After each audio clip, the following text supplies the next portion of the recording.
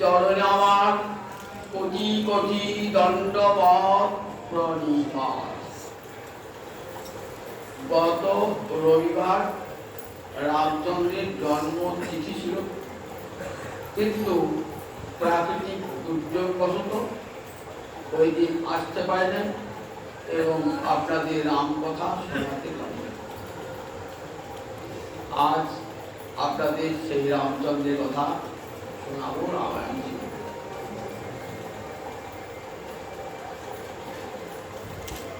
জয়দেব তার দশাবতার স্তোত্রে পরশুরামের পরে রামচন্দ্র অবতারের মহিমা বর্ণনা।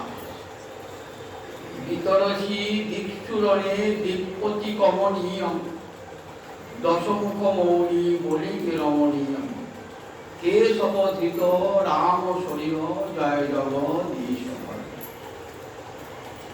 বিতরসী মানে বিতরণ করছে, দিক্ষু মানে দিকে দিকে, দিকপতি কমনীয়ম 10টা দিকে 10টা দিকপাল আছে, দিকপতি কমনীয়ম তাদের আকাঙ্ক্ষিত, দশমুখ মৌনী বলি অর্থাৎ দশমুখ মানে রাবণের 10টা মুখ, মৌনী মানে মাথা, বলি মানে উপহার। রামচন্দ্র রাবণকে বধ করে তার 10টি মাথা উপহার দিয়েছেন কাদিকে, 10টি দিকপালকে। 10 দিক 10টা দিক, পূর্ব পশ্চিম উত্তর দক্ষিণ ঈশান অগ্নি নৈঋত বায়ু ঊর্ধ্ব। 10 দিকে ভগবানের 10টা অংশ আছে, তাদেরকে কি বলে? দিকপাল, 10 দিকপাল। পূজার সময় 10 দিকপালে ভো নম বলে পুষ্প দিতে হয়। এই 10 দিকপাল তারা রাবণের অত্যাচারে এত অতিষ্ঠ হয়ে উঠেছিল, রাবণের বিনাশ তারা কামনা করছেন। রামচন্দ্র নররূপে অবতীর্ণ হয়ে রাবণকে বধ করলেন, তার 10টি মাথা 10টি দিকপালকে উপহার দান করলেন। তাই বিতরসী দিক্ষু রণে, রণে মানে যুদ্ধে, বিতরসী মানে বিতরণ করেছ, দিক্ষু মানে দিকে দিকে, দিক শব্দের শব্দ বহুবচন দিক্ষু, দিকে দিকে, বিতরসী দিক্ষু রণে দিকপতি কমনীয়ম অর্থাৎ দিকপতিগণের যা আকাঙ্ক্ষিত। দশমুখ মৌনী, মৌনী মানে মাথা, রাবণ 10 মানে রাবণ, রাবণের মাথা, বলি মানে উপহার, 10 মৌনী বলি রমণীয়ম কেশবধৃত রাম শরীর জয় জগদীশ। হে জগদীশ্বর বলি, তুমি রামরূপে অবতীর্ণ হয়ে রাবণকে বিনাশ করে পৃথিবীর ভার অপহরণ করেছিলেন, তাই তোমার জয় হোক, তোমার জয় হোক, তোমার জয়। আপদাং অপহর্তারং দাতারং সর্বসম্পদাং লোকাভিরামং শ্রীরামং গো গো নমাম্যহম। রামচন্দ্রের গুণামে কি বলা আছে? আপদাং অপহর্তারং, যত যত বিপদ আসুক না কেন একবার রাম নাম করলে সব বিপদ দূর হয়ে যায়। আপদাং অপহর্তারং দাতারং সর্বসম্পদাম, যদি ধন ঐশ্বর্য চান রামের নামে ধন ঐশ্বর্য লাভ হয়ে যায়। লোকাভিরামং, সমস্ত লোকের আনন্দদায়ক। রাম শব্দ অর্থ কি? রময়তি যশ, অর্থাৎ যিনি সকলকে আনন্দ দান করেন যে ভগবান, সেই ভগবানের নাম রাম। ভগবান তো আনন্দ স্বরূপ, কিন্তু আনন্দ স্বরূপে অবতীর্ণ হলেন রামচন্দ্র। রময়তি রাম, তাই লোকাভিরাম শ্রীরাম ভুয়ো ভুয়ো নমাম্যহম। ভুয়ো ভুয়ো মানে বার বার তোমার চরণে প্রণাম জানাই। হে দাসরথী দশরথনন্দন সীতাপতি, তোমার চরণে বার বার নমস্কার। রামায় রামচন্দ্রায় রামভদ্রায় বিদেশে রঘুনাথায় নাথায় সীতায়া পথে।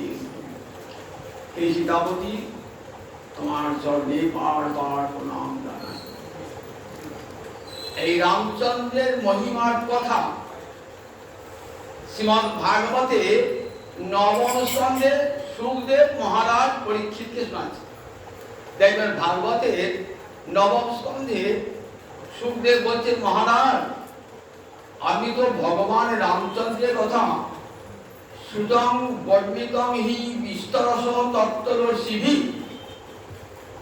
জগতে যারা তত্ত্বদর্শী তাদের মুখে শুনেছেন রাম কথা, বিস্তরস বিস্তার করে শুনেছেন। তাহলে মহারাজ পরীক্ষিত যখন রাম কথা শুনেছেন, তাহলে রাম কথা কত আগে বলুন একবার।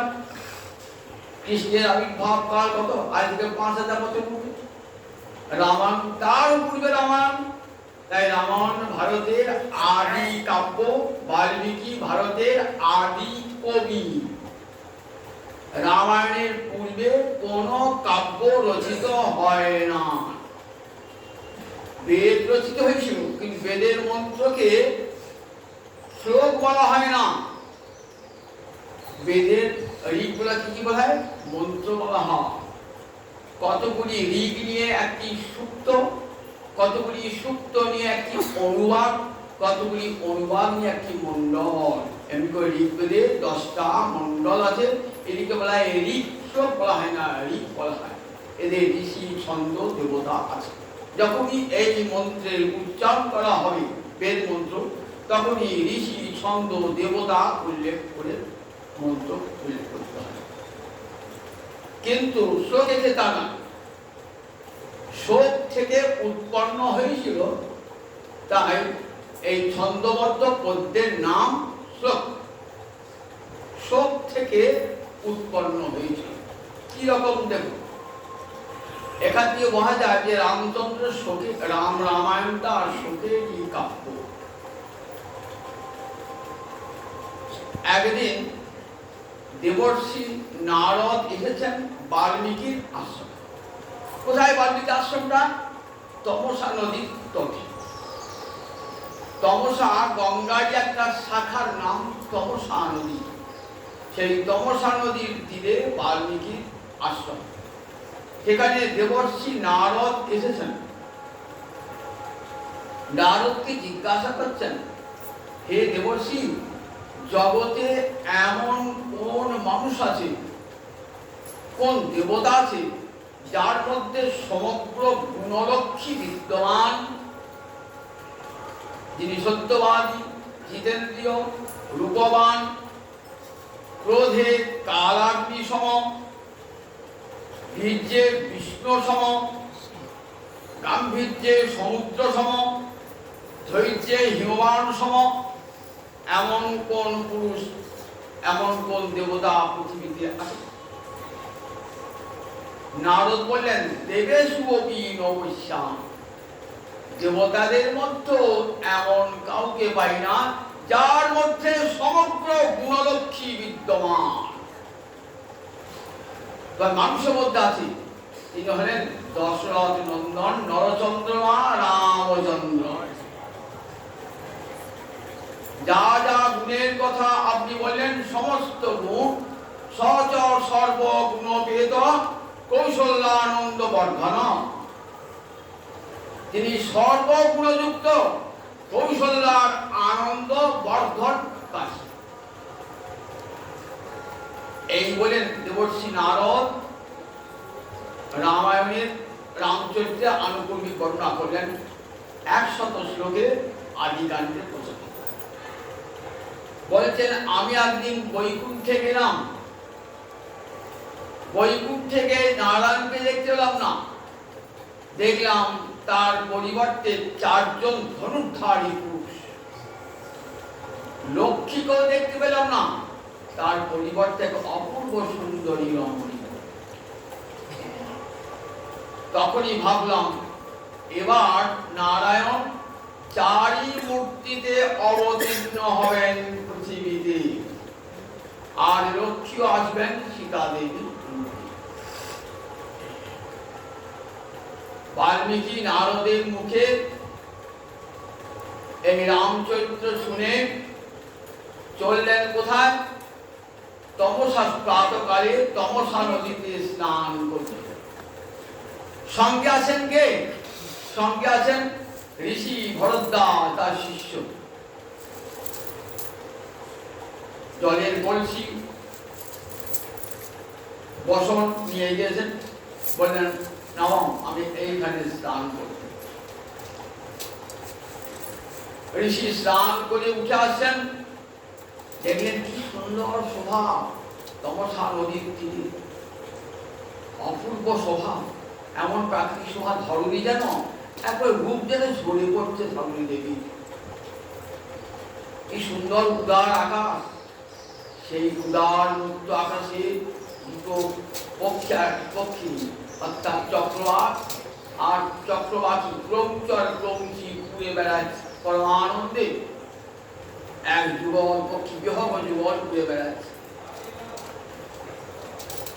চক্রবাক আর চক্রবাকী ক্রৌঞ্চ পক্ষের ক্রৌঞ্চ।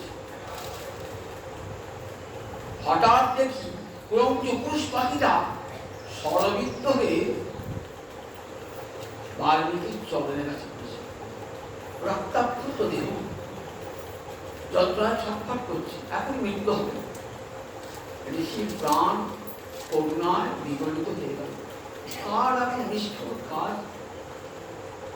এমন সুন্দর পক্ষী পাখা উড়িয়ে কেমন আনন্দে বিচরণ করছিল, কারো তো ক্ষতি করে নাই, কি এমন নিষ্ঠুর যে এমন হত্যা করল?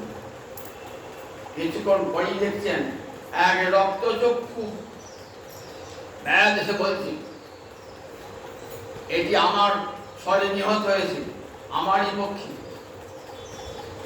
সঙ্গে সঙ্গে বাল্মীকি অন্তর পুষ্ট হল, ওদের একটা অভিশাপ দিলেন, মানিষাদ প্রতিষ্ঠান তমম শাশ্বতী সমান যৎক্রঞ্চ মিথুনাদ একমবধি কামহিতম। মানিষাদ, নিষাদ মানে ব্যাগ, মা মানে না, সংস্কৃতে মা মানে না, অবশ্যই নিষাদ মানে ব্যাগ, ওরে নিষাদ প্রতিষ্ঠান, তুই কোনোদিন জীবনে সুখ পাবি না, তম অগম তুই কোনোদিন ভাবি না, শাশ্বতী চিরকালের জন্য সুখ পাবি না, আমি তোকে বলে গেলাম, তুই কোনোদিন জীবনে সুখ পাবি না। কেন পাবি না?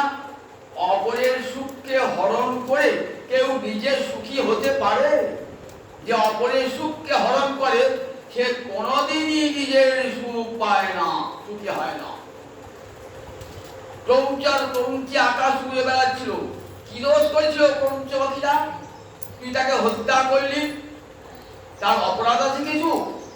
তার সুখটা দেখ, ক্রৌঞ্চিটা কাঁদছে, স্বামীকে হারিয়ে ক্রৌঞ্চি আকাশ বাতাস ক্রন্দনে মুখরিত, ঋষির প্রাণ করে যাচ্ছে, সারা আকাশ ফাটাচ্ছে। ক্রৌঞ্চি পাখিটা, সেই স্ত্রী পাখিটা, ওই পুরুষ পাখিটার জন্য সারা আকাশ জুড়ে তার ক্রন্দন, সারা আকাশ জুড়ে। মানিষাদ প্রতিষ্ঠান তমম শাশ্বতী সমান যৎক্রঞ্চ মিথুনাদ একমবধি। যুগল পক্ষী তার একটা তৃতীয় হত্যা করলি, যৎক্রঞ্চ মিথুনাদ কামহিতম, তারা পরমানন্দে প্রেমে মিলিত হয়ে কেমন ঘুরে বেড়াচ্ছিল, তুই তাদের সুখ অপহরণ করলি। সুতরাং কোনোদিন তুই সুখ পাবি না। ভাবছেন আমার মুখ থেকে কি বেরিয়ে গেল? খুব বিষণ্ণ মনে আশ্রমে ফিরে গেছেন, খুব বিষণ্ণ মনে উঠে আছেন। এমন সময় ব্রহ্মা এসেছেন। ব্রহ্মা এসে বলছেন, দেখছেন বাল্মীকি খুব বিষণ্ণ মনে রয়েছে। ব্রহ্মা তো সব জানেন। ব্রহ্মা বললেন, শোনো বাল্মীকি, শোনো ঋষিবর, আমারই ইচ্ছায় তোমার কণ্ঠ হতে এই প্রথম সরস্বতী বাগ ভারতী মিশ্রিত হয়েছে। তাই গুরু রাম কথামে পুণ্যাং শ্লোকবদ্ধামে মনোরমা। গুরু রাম কথামে পুণ্যাং, তুমি রাম কথা রচনা করো, যে রাম কথা শুনে লোকের সংসার সাগর পার হয়ে যাবে। গুরু রাম কথামে পুণ্যাং শ্লোকবদ্ধাম মনোরমা।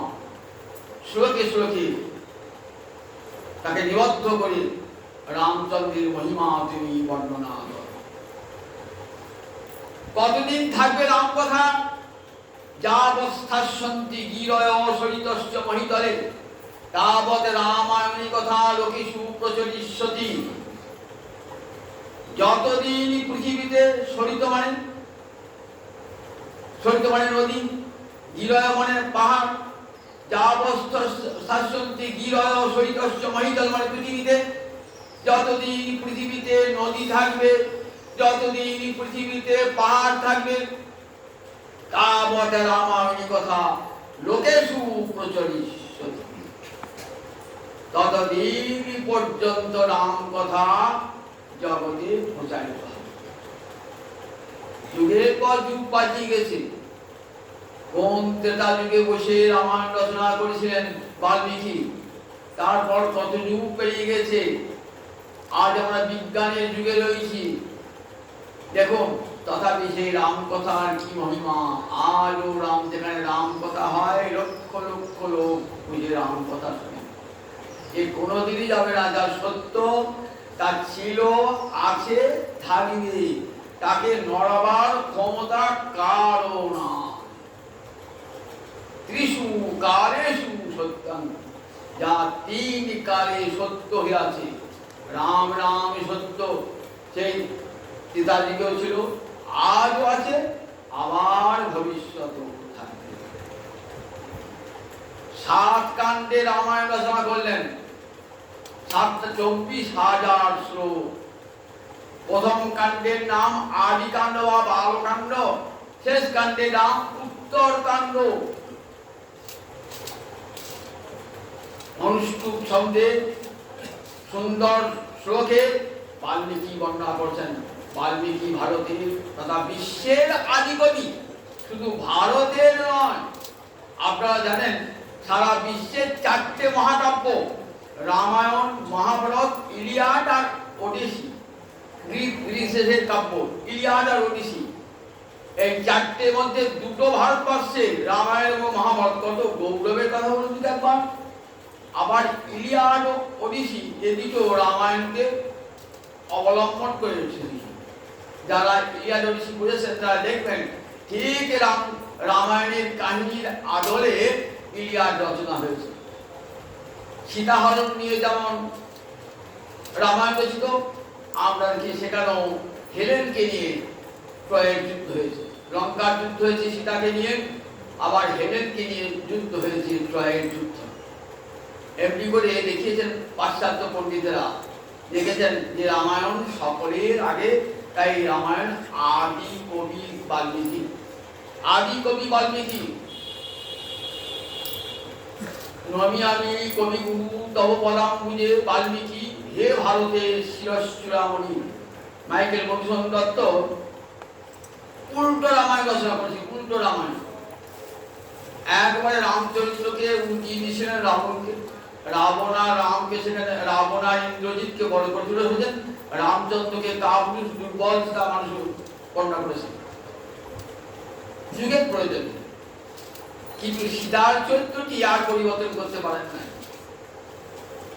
তাই চতুর্থ সর্গে বলছেন, নমিয়ামি কবি গুরু তব পদাম্বুজে বাল্মীকি, হে ভারতের শিরশ্চূড়ামণি। কবিগুরু বাল্মীকি, কবিগুরু নন, কবিগুরু কেন? বাল্মীকি। ভারতবর্ষের কবিগুরের চূড়ামণি, আমি তোমার চরণ কমলে প্রণাম জানাই।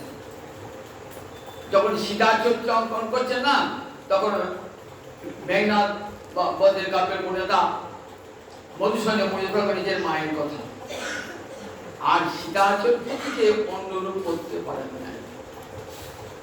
এই রামায়ণকে অবলম্বন করে কত রামায়ণ যে রচিত হয়েছে তার ইয়ত্তা নাই, কিন্তু মূল রামায়ণ বাল্মীকি রামায়ণ।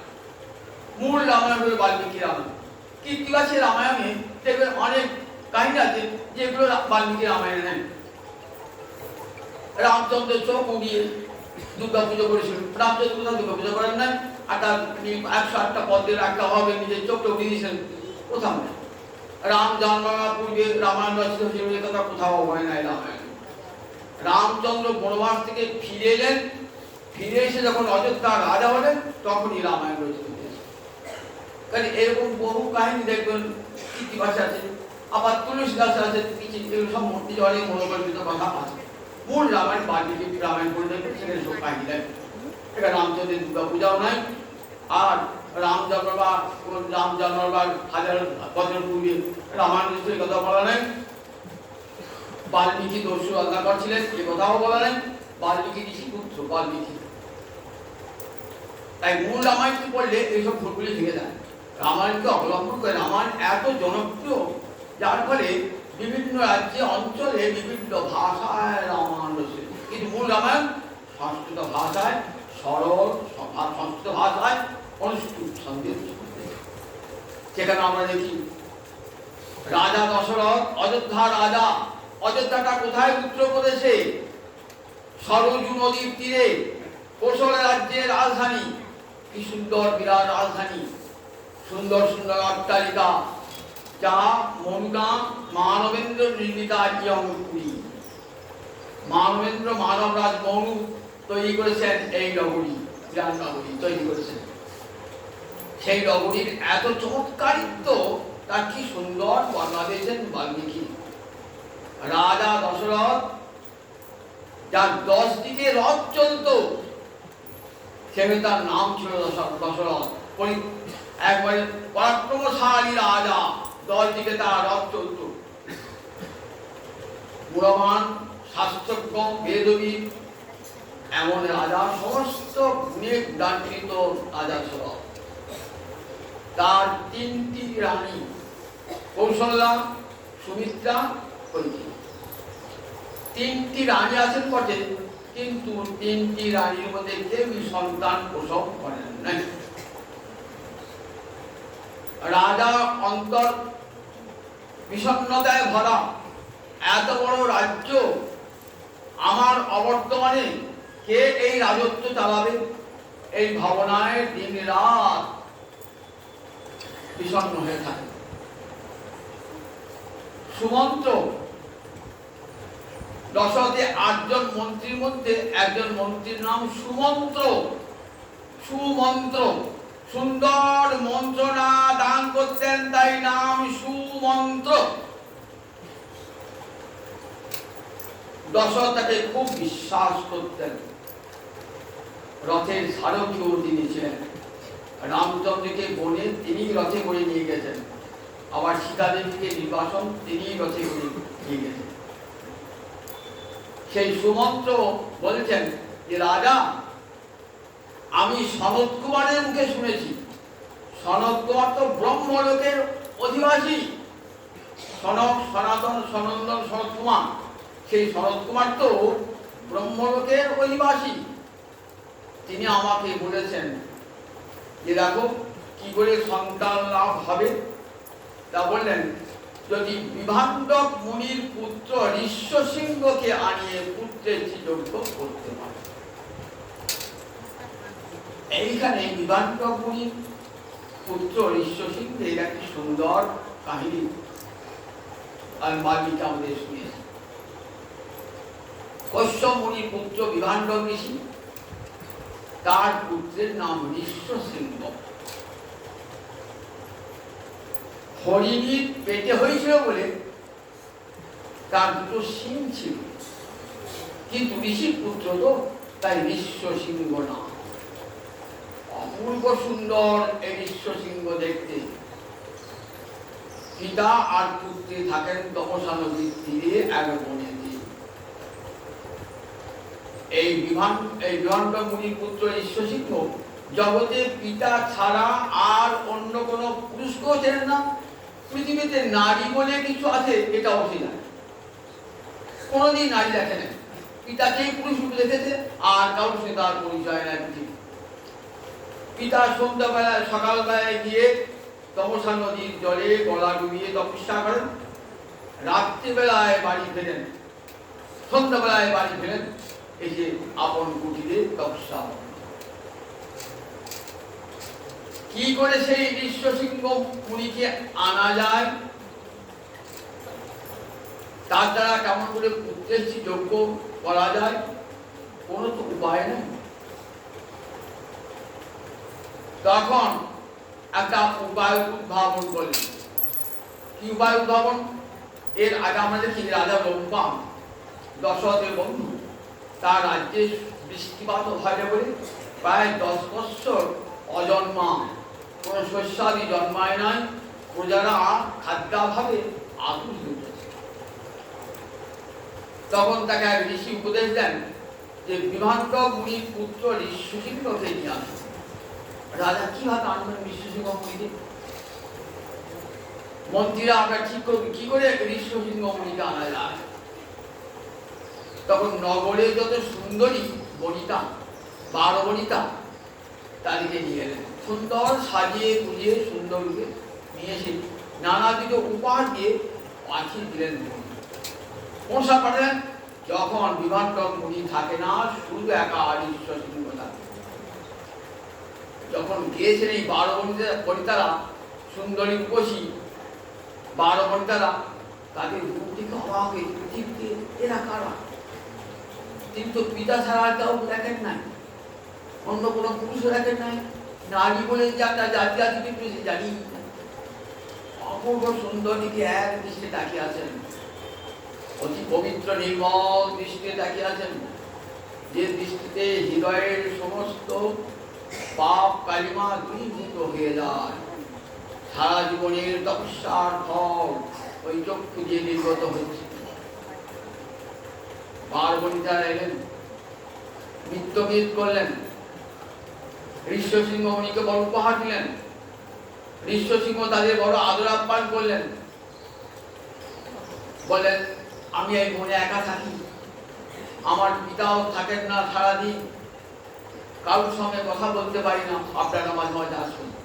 সুযোগ হয়ে গেল, এইবার কি করে ঋষ্যসিংহ মুনিকে আনা যায়। তখন মন্ত্রী বলেন তোমরা যাও একটা বিশাল নৌকা নিয়ে, সেই নৌকাটাকে আশ্রমের মতো সাজাও, চারিদিকে পুষ্প দিয়ে সাজাও, পাতা দিয়ে সাজাও, সুন্দর করে সাজিয়েছেন। সাজিয়ে নৌকার উপরে বসে আছেন ওই 12 বনিতারা। ঋষ্যসিংহ মুনি দেখছেন সুন্দর একটা আশ্রম যেন মনে হচ্ছে। ধীরে ধীরে ধীর পদক্ষেপে দেখলেন সেই সুন্দরী বনিতারা রয়েছে। আসুন আসুন ঋষিপুত্র, আপনাদের কত উপহার এনেছি। ঋষিপুত্র গিয়ে কোথায় পড়লেন? সেই নৌকায় উঠলেন, সেই নৌকাটি নিয়ে সত্তর চলে এলেন। 12 বনিতারা কোথায়? অঙ্গরাজ। অঙ্গরাজ মানে কোথায়? বিহার। আমরা পড়েছেন ষোড়শ মহাবিদ্যালয় ইতিহাসে পড়েছেন তো, অঙ্গবঙ্গ কলিঙ্গ। অঙ্গরাজ বিহার রাজ্য কি বলে? অঙ্গরাজ। এটা বঙ্গ, উড়িষ্যা কলিঙ্গ।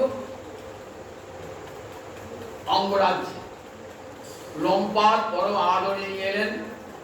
আসার পরই সুবর্ষা দেখা দিল, ধনধান্যে সমৃদ্ধ হয়ে উঠল রাজা রাজপুরী। নিজের কন্যা শান্তাকে অর্পণ করলেন ঋষ্যসিংহের হস্তে। ঋষ্যসিংহ রয়েছেন কোথায়? অঙ্গদেশে। এই অঙ্গদেশে রাজার সঙ্গে রাজা দশরথের খুব বন্ধুত্ব ভাব। রাজা দশরথ একদিন গেলেন অঙ্গরাজের কাছে, কয়েকদিন থাকলেন অঙ্গরাজে। বলেন আমার একটা প্রার্থনা আছে, সেই প্রার্থনা পূর্ণ করতে হবে। আমার কোনো পুত্র সন্তান নাই, তিনি শরৎকাল করেছেন ঋষ্যসিংহকে দিয়ে, আপনার জামাতা ঋষ্যসিংহকে দিয়ে পুত্রেষ্টি যজ্ঞ, একে বেদের যজ্ঞের নাম পুত্রেষ্টি যজ্ঞ, যে যজ্ঞটা নিখুঁত ভাবে করতে পারলে আজও বন্ধা রমণীর পুত্র জন্মগ্রহণ করবে। সেই যজ্ঞটাকে তো নিখুঁত ভাবে করতে হবে। আজকে যে নিখুঁত ভাবে যজ্ঞ করতে হবে না, ওই যজ্ঞ আপনার কন্যাকে জামাতাকে আমি এলাম, লোকতল বেশ কন্যার জামাতাকে নিজের দেশে নিয়ে এলেন। পরম আদরে ঋষ্যসিংহকে নিয়েছেন, শান্তাকে নিয়ে এসেছেন। বলে রাজা এখন আগে অশ্বমেধ যজ্ঞ করো, তারপর পুত্রেষ্টি যজ্ঞ হবে। অশ্বমেধ যজ্ঞ মানে বিশাল ব্যয়সাধ্য, রাজা আশা কেউ করতে পারত না এই যজ্ঞ।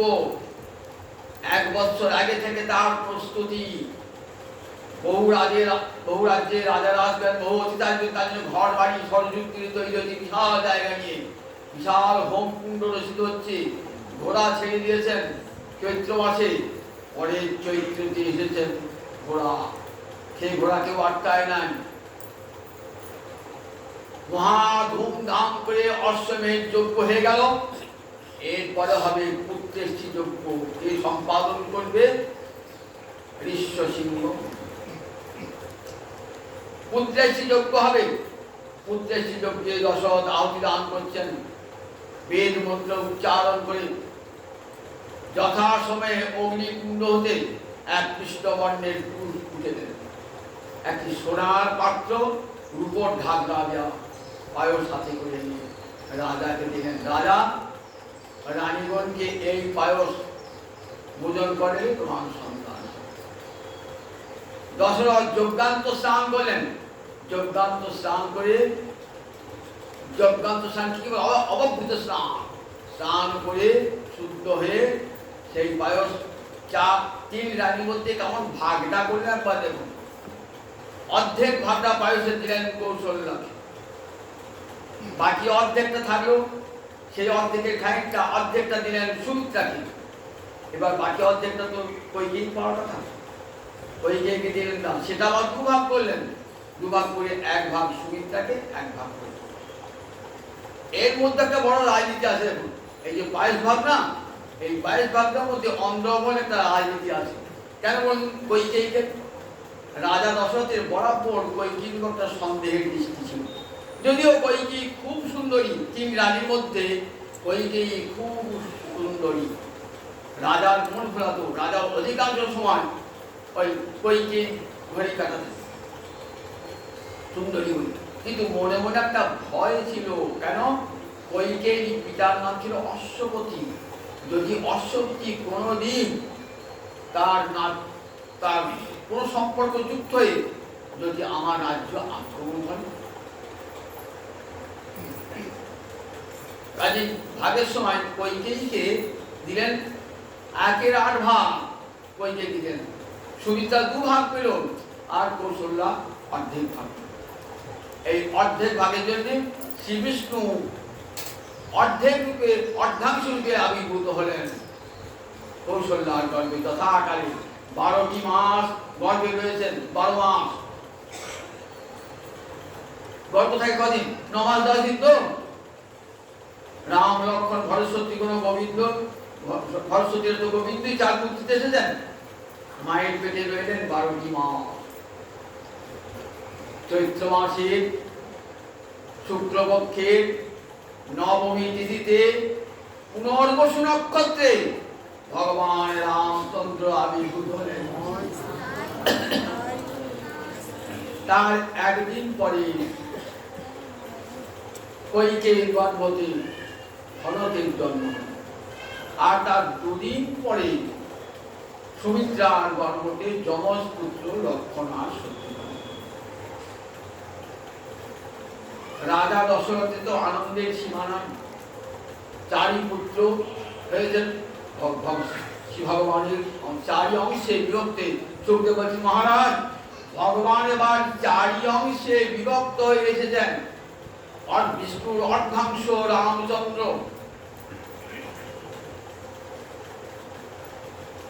4টি অংশে বিভক্ত হয়ে রাম লক্ষ্মণ ভরত শত্রুঘ্ন এসেছেন। কেন এসেছেন? যখন পুত্রেষ্টি যজ্ঞ হয়, সেই যজ্ঞে দেবতারা এসে কাদর প্রার্থনা জানিয়েছেন ব্রহ্মাকে। বলছেন, ব্রহ্মা, আপনি এমন বর দিয়েছেন রাবণকে যে রাবণের অত্যাচারে দেবতারা স্বর্গে থাকতে পারে না। যতক্ষণ তার প্রতিবিধান না করছেন ততক্ষণ আমরা এই যজ্ঞক্ষেত্রে যাব না। ব্রহ্মা বলেন, কোনো চিন্তা নাই, ও দেবতা গন্ধর্ব হতে তার মৃত্যু হবে না, এই বর আমি দিয়েছি। কিন্তু মানুষের হাতে মৃত্যু হবে না তা তো বলি নাই, ও মানুষের হাতে ওর মৃত্যু হবে। ভগবান আসবেন, নররূপে অবতীর্ণ হবেন, 4 মূর্তিতে অবতীর্ণ হবেন। অবতীর্ণ হয়ে এই রাবণকে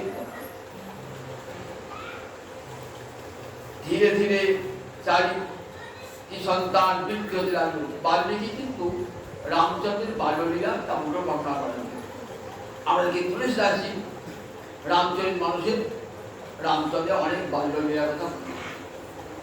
রামচন্দ্রের যখন 12 বৎসর বয়স, তখন বিশ্বামিত্র এসে হাজির। বলছেন, দশরথ, তোমার পুত্র রামকে আমি নিয়ে যাব। কেন প্রভু? আমি একটা যজ্ঞ করছি, সেই যজ্ঞে রাক্ষসেরা বিঘ্ন ঘটাচ্ছে, যজ্ঞটা হতে দিচ্ছে না। বলেন, আমার রাম তো ছোট ছেলে, 12 বছরের ছেলে, কি করে যাবে? কেমন বাৎসল্য সেবা দেব? আমি যাব রামের পরিবর্তে। বলেন, না, আমি আপনাকে নিতে আসি নাই, আমি নিতে এসেছি আপনার পুত্র রামচন্দ্রকে। বশিষ্ঠ বললেন, রাজা, আপনি যদি পুরোপুরি গুরু, যদি রামচন্দ্রকে বিশ্বামিত্রের হস্তে অর্পণ না করেন, তাহলে কিন্তু বড় ভুল করবেন এবং তার অভিশাপে আপনি বিনষ্ট করবেন। আপনার কোনো ভয় নাই, আমি নির্ভয়ে বিশ্বামিত্রের হাতে রামচন্দ্রকে। রাম আর লক্ষ্মণ চললেন বিশ্বামিত্রের সঙ্গে। দেখুন, এইবার ভারতবর্ষের বন, নদী, জঙ্গল, কত মানুষের সঙ্গে পরিচয় হবে রাম লক্ষ্মণের। সরযূর তীরে এসে স্নান করে বিশ্বামিত্র বলছেন, এসো রামচন্দ্র, আমি তোমাকে একটা মন্ত্র দেব। বলা আর অতি বলা মন্ত্র দান করলেন। এই মন্ত্রের বলে যে কোনো অস্ত্র চাইবে, দিব্যাস্ত্র তোমার সামনে চলে আসবে। তোমাদের ক্ষুধা, তৃষ্ণা, ক্লান্তি থাকবে না, অসামান্য শক্তি অধিকারী। যখন ঢুকছেন বিশ্বামিত্রের আশ্রমের নাম সিদ্ধাশ্রম, সিদ্ধাশ্রম আসে, সেখানে তারকারাক্ষসী ভয়ঙ্কর বার্তা।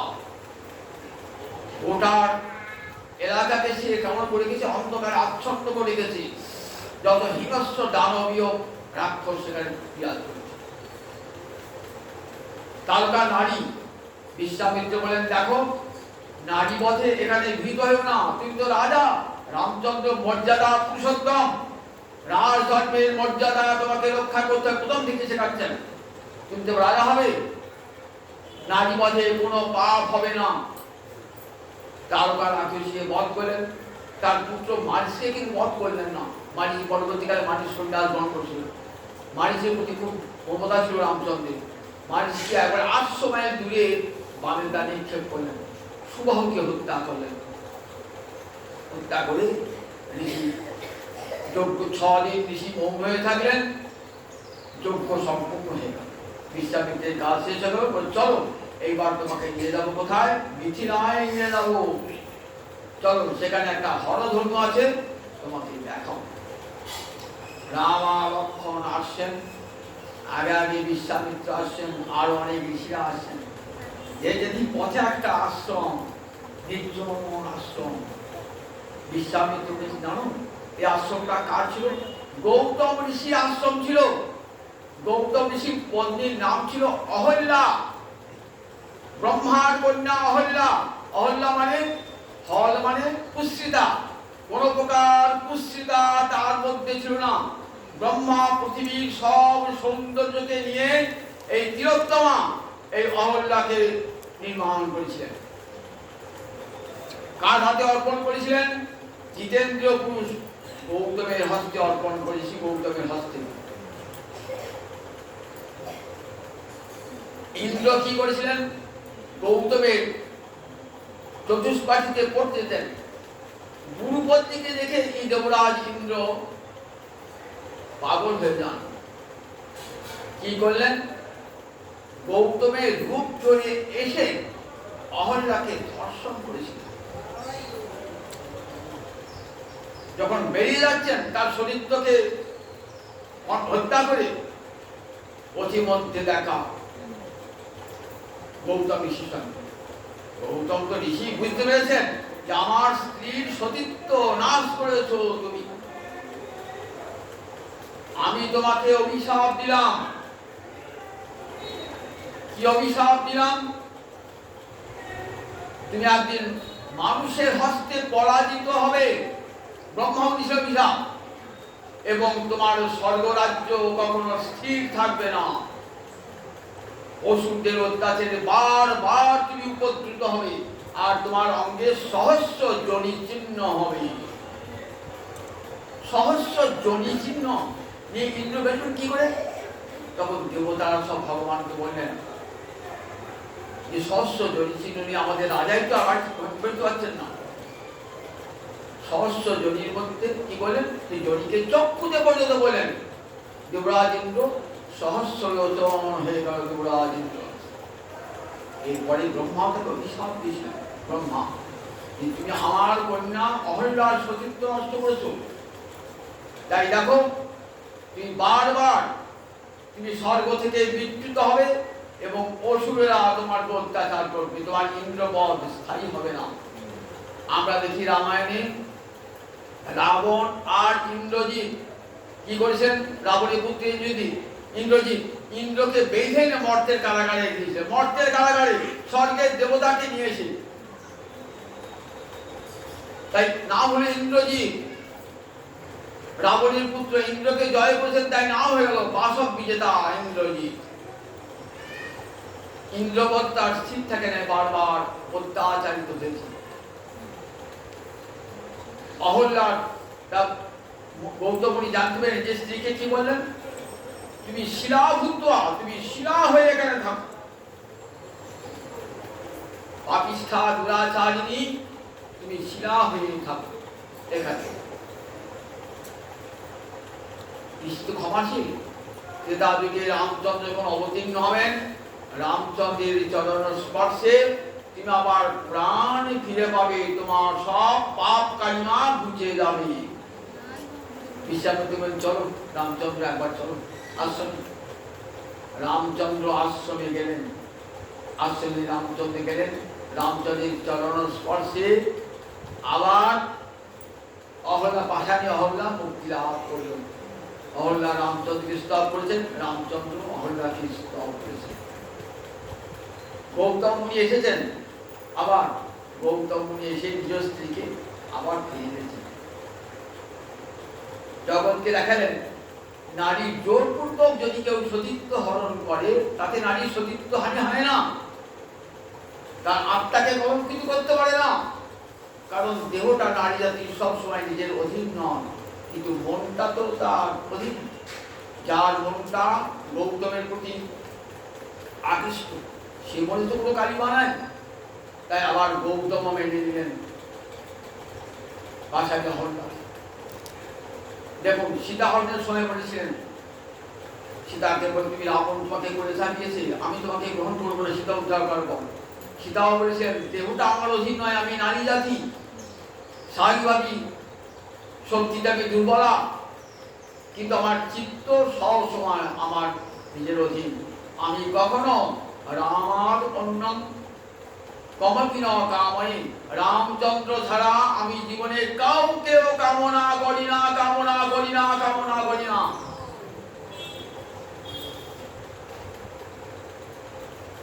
তুমি আমার পবিত্র চরিত্রকে অপমান করলে, তাও আমাকে অগ্নিতে পরীক্ষা করবে। দেবর অগ্নিস্তা চিতা সাজাও, আমি অগ্নি প্রাণ বিসর্জন করব। আমার স্বামী আমাকে জানি আমি আমার শরীরে আমার কোন নিষ্পাপ আমি, তথাপি আমাকে সকলের সামনে আমার নারীত্বের অমর্যাদা করেছেন। সুতরাং আমি আর ফিরে যাবো না অযোধ্যায়। সীতা রাম নামে রামচন্দ্রের চরণ স্মরণ করতে করতে অগ্নিকুণ্ডে প্রবেশ করলেন, অগ্নি কোলে করে নিয়ে এলেন। রাম সীতার চরিত্রে বিন্দু মাত্র কলঙ্ক স্পর্শ করে নাই, তুমি পরমাদরে সীতাকে গ্রহণ করো। চৈতন্য আছে না, রাবণ যখন সীতাকে হরণ করতে আসে তখন অগ্নিদেব কি করেছিলেন? আসল সীতাকে নিজের কাছে রেখে দিয়েছিলেন, একটি মায়া সীতা ছায়া সীতা রেখে দিয়েছিলেন। রাবণ সেই ছায়া সীতাকেই হরণ করেছিল। সীতা দেবীর অঙ্গ রাবণ কখনো স্পর্শ করতে পারে? রাধা রানীর অঙ্গ যেমন গোবিন্দ ছাড়া কেউ স্পর্শ করতে পারে না, লক্ষ্মীর অঙ্গ যেমন নারায়ণ ছাড়া কেউ স্পর্শ করতে পারে না, তেমনি সীতা দেবীর অঙ্গ রামচন্দ্র ছাড়া কেউ স্পর্শ করতে পারে না। যেটি পুড়ে গেল সেটি ছায়া সীতা, অগ্নিতে বেঁধে সীতাকে সীতা নবমীর দিন এই সীতা দেবীর কথা বলল। এমনি করে সীতার সঙ্গে গেলেন মিথিলায়। মিথিলায় যে হরধনু ভঙ্গ করতে পারবে তাকে সঙ্গে আমার কন্যার বিবাহ করব। সীতা লুকিয়ে লুকিয়ে দেখছে রামচন্দ্র কি অপরূপ রূপ। লক্ষ্মী তো নারায়ণ বিচিত্র করেছেন, এবার এসেছেন রামরূপে এসেছেন। লক্ষ্মী তো সীতা দেবী তখন 6 বছর বয়স। দেখছেন কি রূপ, সখীরা বলছে দেখ দেখ দশরথ নন্দন কি দেখ রূপ যেন পড়ে পড়ছে, হাসিতে মতন ঝরছে। দেখ দেখালেন হরধনু, শিবের ধনু। সেই ধনুতে বাঞ্জা করতে কত আলাদা ফিরে যেতে পারেন নাই। রামচন্দ্র 12 বছরে কি করলেন, 13 বছর বয়স হচ্ছে। রামচন্দ্র কি করেছেন, ধনুটাকে তোলার মাত্রই হাতি যেমন ইট্টু দণ্ডকে মুড়ি ভেঙে দেয়, ঠিক তেমনি করে ধনুটাকে ভেঙে দেয়। জয় জয় গায়ে গায়ে রামচন্দ্রের, সবাই রামচন্দ্রের জয়ধ্বনি করছেন। সীতা দেবীর জয় হয়ে গেল। রামচন্দ্রের সঙ্গে জনক বললেন যে না, আমার 4 মেয়ে একসঙ্গে বিয়ে দেবো, আমার ভাইয়ের 2 মেয়ে, রাজা দশরথের 4 পুত্রের সঙ্গে। আর রাম লক্ষ্মণ তো ছিলেনই, আর 2 জনকে নিয়ে এলেন। রামচন্দ্রের সঙ্গে সীতা, উর্মিলা, জনকের আরেক কন্যা উর্মিলার সঙ্গে সীতা লক্ষ্মণের, আর কুশধ্বজ আর তার মান্ডবী আর সুতকীর্তি, এই 2 জনের সঙ্গে হয়ে গেল শত্রুঘ্ন এবং লক্ষ্মণের বিবাহ। পরম আদরে অযোধ্যায় চলে গেলেন রাজা দশরথ। বড় আনন্দ করে প্রতিমূর্তি পরশুরাম তার পথরোধ করেছিলেন। পরশুরামের শক্তিকে কেড়ে নিয়ে তাকে হিং বল করে মহেন্দ্র পর্বত পাঠিয়ে রামচন্দ্র। পরশুরাম তার সমস্ত শক্তি, পরশুরাম তার তো শেষ, এবার পরশুরাম তার সমস্ত শক্তি, বৈষ্ণবী শক্তি দিয়ে গেলেন রামচন্দ্রকে। পরশুরাম চলে গেলেন মহেন্দ্র পর্বতে। রামচন্দ্র সীতাকে নিয়ে, লক্ষ্মণ উর্মিলাকে নিয়ে, মান্ডবী সুতকীর্তিকে নিয়ে শত্রুঘ্ন অযোধ্যায় প্রবেশ করলেন। মহাসমারোহে রাম সীতা লক্ষ্মণ বিবাহ হয়ে গেল। পরম আনন্দে হয়ে রাজা